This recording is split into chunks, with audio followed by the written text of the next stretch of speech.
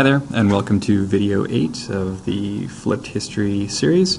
In this video, there are only two learning intentions. The first one is to identify the objects of rivalry between the native groups, and the second is to explain the consequence of the system of alliances. All right?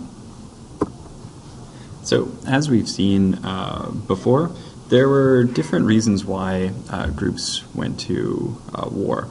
Amongst Iroquois people, revenge was often one of the most common reasons, but there were also fighting in some cases for control of territories.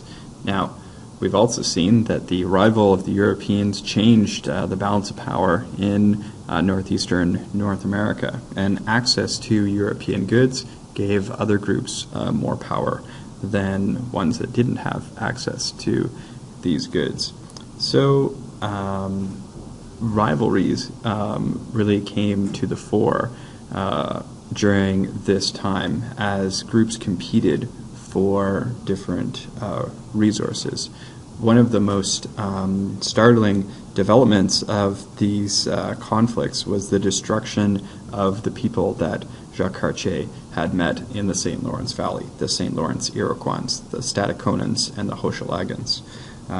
We know that another Frenchman in 1585 by the name of Jacques Noel, he visited both Stadacona and Hochelaga and found that no one was living there at those times. So the St. Lawrence Iroquois were destroyed, but the question is how and what happened to these people.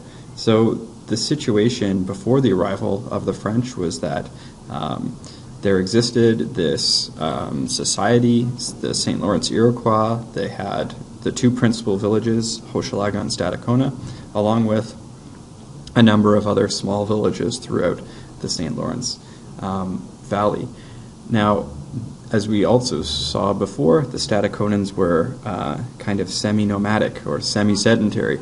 They traveled up to the Gaspé Peninsula to fish, and this brought them into contact and conflict with the Mi'kmaq people that lived there.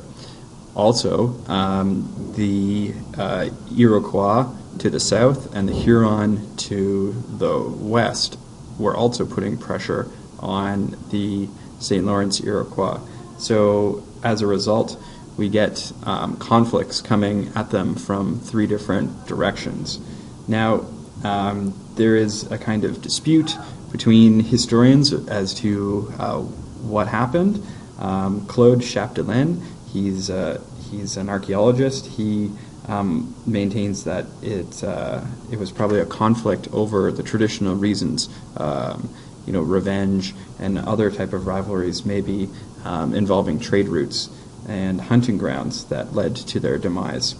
Bruce Trigger, another archaeologist, claims that it was a conflict over the access to European goods, in that the St. Lawrence Iroquois had them, and the others, particularly the Huron and the Iroquois, wanted them.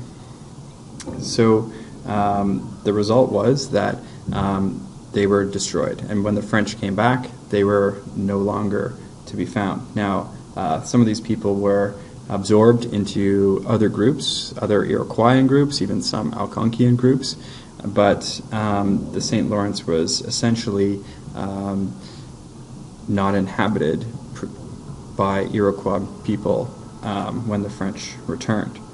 In the late 1500s, there arose another alliance of Aboriginal groups. At this time, it was an alliance of Algonquian-speaking peoples, so the Montagnais, the Algonquin, and the Etchemin.